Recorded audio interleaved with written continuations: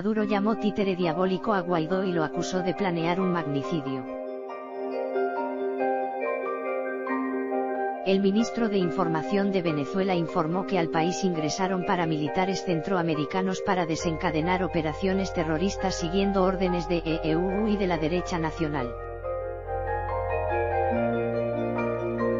El presidente de Venezuela, Nicolás Maduro, denunció este sábado que su gobierno desmanteló un plan del líder opositor Juan Guaidó para asesinarlo. El imperialismo norteamericano me quiere matar. Al títere diabólico le acabamos de desmantelar un plan que dirigía él personalmente para matarme, afirmó Maduro en referencia a Guaidó. Estas declaraciones tuvieron lugar durante una masiva marcha celebrada en Caracas para manifestar su rechazo a la intervención de Estados Unidos. Asimismo, el mandatario anunció que el jefe de los Rastrojos, grupo paramilitar colombiano, fue capturado este sábado en el estado venezolano de Carabobo. Hemos capturado al jefe de los Rastrojos en el estado Carabobo y está aportando testimonios y pruebas de quién lo contrató y trajo a Venezuela. Ese señor, Roberto Marrero, ha aportado las pruebas para capturar a un jefe importante de las mafias paramilitares que ingresaron a Venezuela, precisó Maduro, en referencia al jefe de despacho del líder opositor venezolano Juan Guaidó, además de abogado de Leopoldo López, dirigente de la oposición. Se trata de Wilfrido Torres Gómez, alias Nico, uno de los jefes de sicarios presuntamente ingresados por la oposición desde Colombia, buscado por Interpol por homicidio y sicariato. Paramilitares centroamericanos. Por su parte, el vicepresidente sectorial de Comunicación, Turismo y Cultura, Jorge Rodríguez, informó durante una rueda de prensa que se detectó la presencia de paramilitares de origen centroamericano en Venezuela. Ingresaron al país con el propósito de desencadenar operaciones terroristas, siguiendo órdenes del gobierno de Estados Unidos y de la derecha nacional, afirmó. De acuerdo con sus datos, un grupo de 60 personas recibió entrenamiento por parte de una persona apodada el agricultor, quien logró introducir a Venezuela al menos a la mitad de ellos. Al menos 30 paramilitares contratados de El Salvador, Honduras o Guatemala entrenados en Colombia ingresaron en Venezuela. Estamos buscándolos. Ya tenemos identificados a algunos, precisó el ministro.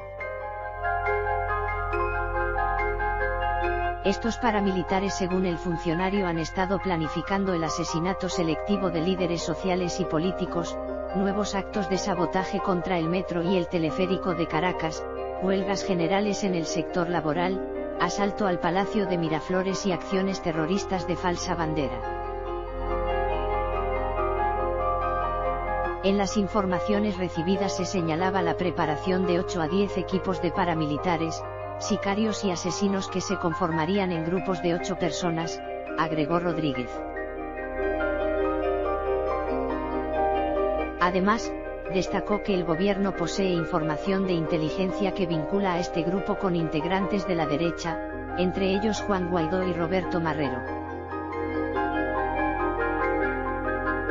Identificar las estrategias del futuro. El derecho, la ética, las costumbres institucionalizadas son útiles para determinar los impulsos individuales o colectivos hacia la concepción del Estado y la definición de las relaciones internacionales. Pero en las palabras de Paul Chaval se ha hecho poco caso de las dimensiones espaciales de los actos de poder que caracterizan la estrategia de los Estados para vincular sociedades al modelo que las identifica, estableciendo vínculos subyacentes con los cuales se perfeccionan condiciones diferenciadas de dependencia. En Venezuela, aspectos como la disponibilidad de recursos naturales, pozos petrolíferos, coltán, uranio, oro o hierro, el potencial de energía eléctrica para la posible producción de aluminio, los límites para la producción de alimentos y de la capacidad industrial y productiva que caracterizan tanto el sector público como el privado por falta de know-how técnico, financiera y de organización, propician diferentes formas de intervención extranjera y estimulan el surgimiento y difusión de fuerzas centrípetas internas como el narcotráfico, el contrabando, la especulación organizada, la corrupción que sostienen y condicionan el gobierno, sino también personeros de la oposición que constriñen y limitan la acción de la mayoría de la población que quiere el cambio, guiada por el presidente interino.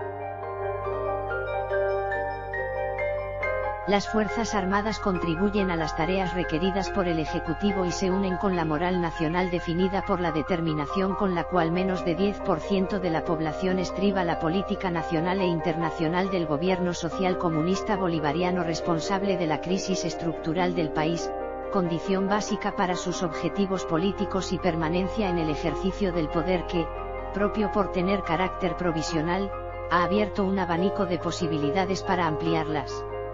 áreas de influencia del extranjero y recibir soportes para su sustentación. China, de acuerdo con su estrategia de conquista de mercados internacionales para el ingreso de divisa y la expansión de su sistema productivo interno basado sobre el costo competitivo de su mano de obras, ha pasado desde la compra de la orimulsión, sucesivamente suspendida a causa del inquinamiento producido, a la importación de crudo y otra materia prima, y a la exportación de bienes de consumos y servicios. La evolución de las relaciones comerciales se ha transformado en operaciones de financiamientos importantes, como el endeudamiento por 28 millardos de dólares autorizado en Consejo de Ministros del 11 de abril de 2012 por el presidente Chávez, por el cual China debería recibir la devolución mediante 400.000 barriles diarios al precio fijo de $40 por barril y el saldo deudor al 6%. El aspecto sintomático ha sido que gran parte de este financiamiento, como de los otros recibidos por un total que supera los 65 millardos de dólares, ha sido utilizado para la adquisición de productos chinos, por ejemplo de la famosa línea blanca de electrodomésticos, una fábrica de ensamblaje de auto ya cerrada, etc., por lo cual la República Popular de China ha definido su habilidad comercial en la mejor tradición capitalista.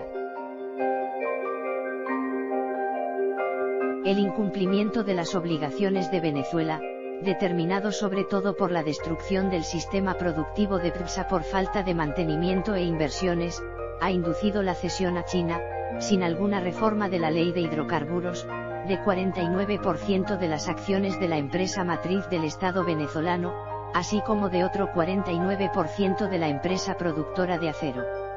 No obstante su aporte haya sido fundamental para sustentar el gobierno, se debe reconocer que China nunca se ha puesto en los asuntos internos de la República Bolivariana de Venezuela, ni siquiera con la decena de infantes de marina que protegen sus instalaciones, ni por el sistema fijo de los 4 radares instalados.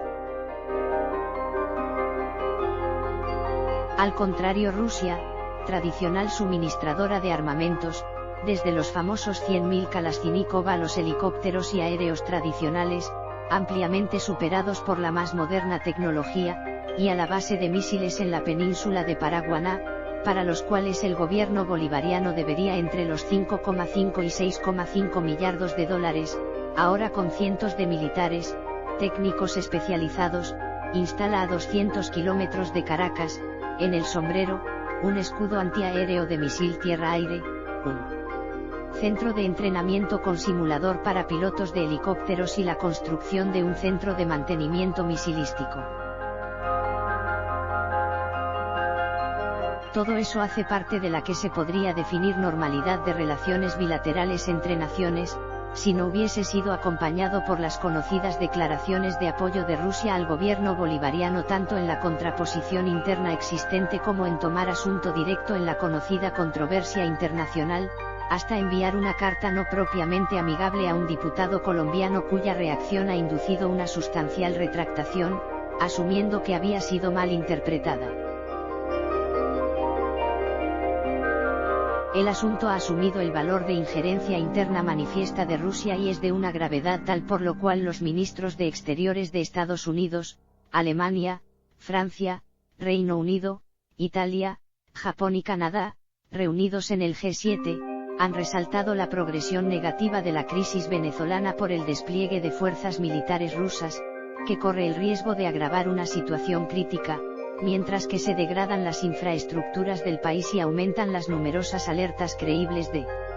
graves afrentas a los derechos humanos y por la creciente crisis económica y sus repercusiones humanitarias.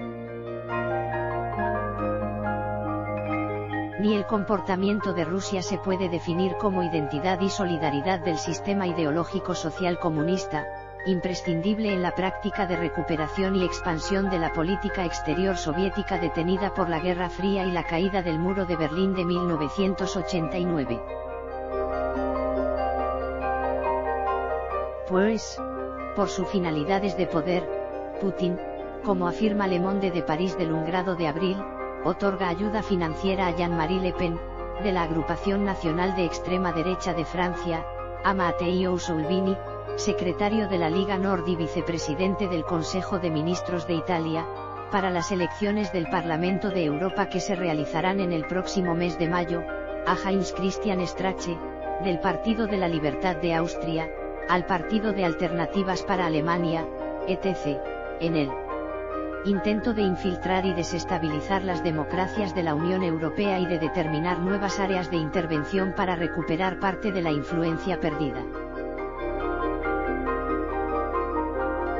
Y esta finalidad es monitoria para los gobiernos y las sociedades nacionales de los países de América Latina y toda América del Sur, máxime cuando han salido de una dictadura de derecha o de izquierda, máxime cuando han sido testigos del deterioro al cual ha sido sometida Venezuela con el gobierno social comunista bolivariano, plagiado por Cuba en la aplicación del modelo estalinista-leninista. El socialismo científico se ha transformado en un pretexto ideológico para justificar la expansión del poder. Estados Unidos, que con su presencia tecnológica, comercial, financiera y cultural habían concretamente contribuido en el tiempo a la transformación de una nación agrícola a una petrolera, determinando el crecimiento de la población y la mejora individual y colectiva del nivel de la vida, han restado importancia a los acontecimientos que transformaban la democracia venezolana en régimen dictatorial y han dejado, así como debe ser en el respeto de la libre autodeterminación de los pueblos, que los venezolanos decidan su propio destino. Lamentablemente, desde 1992, pero sobre todo después de 1998, la clase política venezolana, imbricada de individualistas y de corruptos, no tenía coherencia con el postulado democrático y sin tener una perspectiva de futuro se doblegaba frente al poder constituido por la Revolución Bolivariana. Las relaciones bilaterales entre las dos naciones se han degradado progresivamente hasta la salida de Venezuela de los diplomáticos y funcionarios de la Embajada de Estados Unidos. Al deterioro han contribuido por parte del gobierno venezolano la denuncia ociosa del imperio capitalista, cuando se practicaba una pseudopolítica keynesiana en la conducción del Estado, una impropia política monetaria y fiscal y la destrucción del sistema productivo público y privado, más manifiesta con la caída de los precios del petróleo, el constante deterioro de las condiciones de vida de los venezolanos y su disconformidad política y social. Los diversos aspectos de persecución política a los disidentes del régimen, la falta de respeto de los derechos humanos, en fin, el éxodo masivo de cientos de miles de ciudadanos, la farsa de los diálogos para reajustes puntualmente desatendidos por el Ejecutivo, la crisis humanitaria que ha determinado la ayuda de las naciones amigas del pueblo venezolano que ha sido impedida por la determinación y presunta autosuficiencia del gobierno. Por parte del gobierno de Estados Unidos, la hospitalidad dada a los refugiados políticos y las sanciones impuestas al gobierno castrocomunista bolivariano, desde el enjuiciamiento y condena de los narcotraficantes familiares de Nicolás Maduro al secuestro de las cuentas bancarias y bienes de los funcionarios bolivarianos, desde el bloqueo internacional de cualquier tipo de financiamiento al gobierno y a las instituciones venezolanas, hasta el de la compra de petróleo. Seguramente las sanciones han empeorado las crisis interna del país, pero han sido tomadas como presión, esperando que un mínimo de racionalidad prevalezca con una salida pacífica del Ejecutivo. Al contrario, por la terquedad en la detención del poder, parece que haya contratado 400 mercenarios rusos cual escudo directo de Maduro y ha perfeccionado sus relaciones con Rusia, que ha considerado oportuno ponerse directamente en el asunto. De este modo se ha propiciado un desemboque de la crisis que no parece pacífico. La diplomacia de todas las instituciones internacionales, ONU, OEA, UE, G7 que tienen conocimiento y se ocupan del asunto, asume un papel fundamental ya que además de la situación venezolana debe enfrentar contextualmente el problema de las necesidades de Cuba, aún evidentes tanto por la dependencia y soporte que recibe por el Ejecutivo venezolano como por el continuo brote de emigración de la isla que aquel gobierno busca contener. Mientras tanto, la gran mayoría de los ciudadanos venezolanos ha sido arrinconada a límites de insostenibilidad de supervivencia, marcha para demostrar al mundo entero su voluntad de conseguir un futuro democrático y libre, un Estado de Derecho y no del albedrío de Maduro, cuya salida del poder, junto con el sistema social comunista de la Revolución Bolivariana, facilitará la posibilidad de recuperación del sistema productivo y de la economía del país, gracias al plan de ayuda financiera puesto en marcha en las oficinas de Larry Kudlow, principal asesor económico del presidente de Estados Unidos, con la participación del Departamento del Tesoro, el Consejo de Seguridad Nacional, el Fondo Monetario Internacional y el Banco Mundial. La alternativa estratégica es clara y no permite equivocaciones.